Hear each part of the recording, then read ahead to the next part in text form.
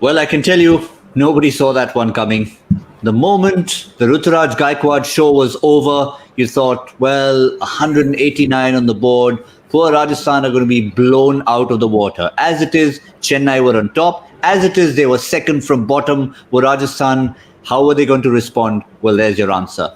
Inside 10 overs, 119 for 2, records being broken left, right and centre. Yashasvi Jaiswal leading the way. If you thought Gaikwad was brilliant, Jaiswal answered in kind. The only difference, he got half the number of runs, but just as entertaining, just as impactful.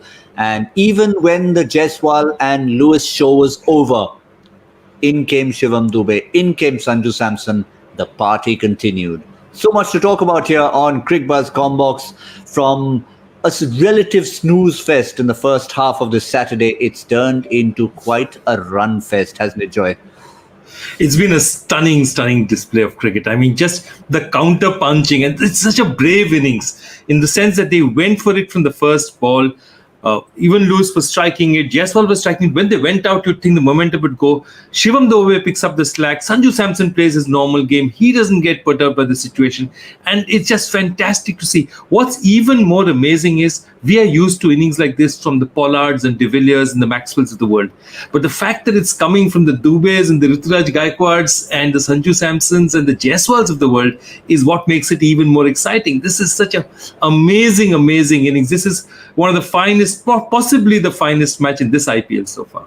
Yeah, and it's a combination of two things. It's one is, of course, it's Indian players. Three things actually. Indian players, up-and-coming Indian players still on the fringe of selection, and generally smaller in size, if you have to say that. For big sixes, you expect a Pollard to come out there and do it, not a Ruturaj Gaikwad, not a Yashasvi Jaiswal. It just shows the power of timing in this game. Let's take you back to the power play and try and break down just what the devastation was like. And if you have a look at this, this is like walking out to a casino and going out to play bingo and striking all sorts of big numbers every single ball. It was absolutely nuts. All the greens were sixes, and they made sure they got it every single time. And the over that didn't have it, they were getting boundaries.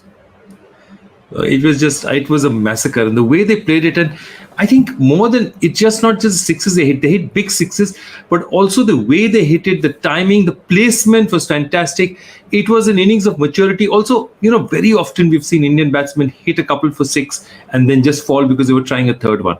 And though Jaiswal finally got out like that, he had already made 50 runs by then of 19 balls. It was an incredible knock.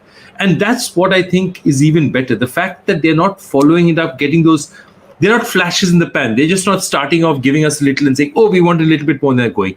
They're actually playing to win. And they're not perturbed by the fact this is Dhoni, one of the most successful IPL franchises. They've got 190 on the board. They're not allowing any of this to come to them. They've brought the run rate to below 7 or close to 7. That's an incredible effort.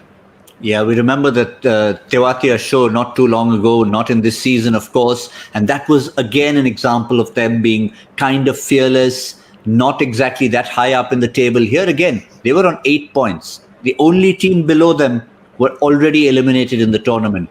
So it was probably a last gasp, and what a last gasp. But I think the real question that has to be asked is, where was Shivam Dube all this time? And he showed it pretty much from ball one.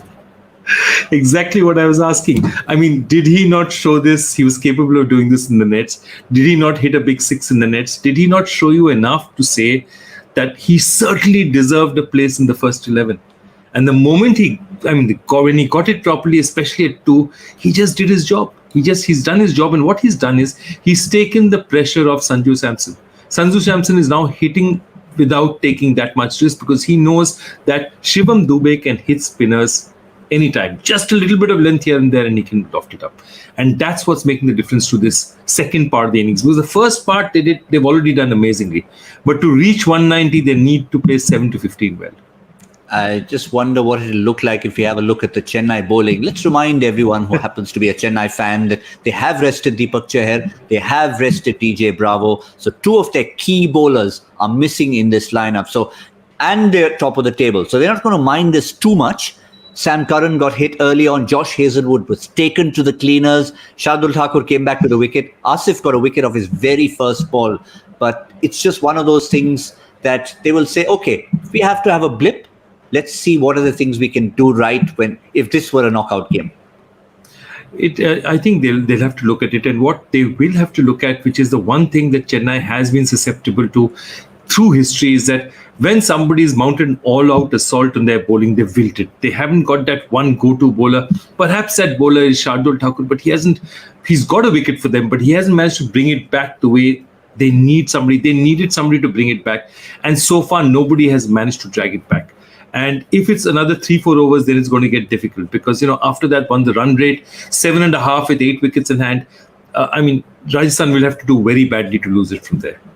Well, you'd probably have to go to someone like Jadeja, who's sort of a magician no matter what. He's got the momentum from his innings. If only Ruturaj Gaikwad could bowl, he'd throw him the ball. So possibly Dhoni has to try and find some magic. Sam Curran bowling the 12th over. But really, it's 60 or 52 required at this stage as we chat on Cricbuzz Comm Box. You should say they should get it in a canter, but stranger things have happened in this tournament.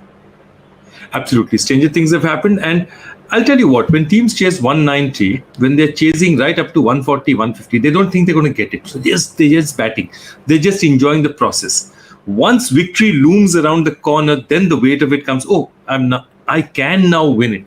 So then the weight of expectations comes, which is why you see a lot of teams like this canter for a while, and then the weight of the expectation sort of gets to them and they start messing it up. Fortunately, what they do have is some very experienced international batsmen in their hutch. They've got David Miller back there.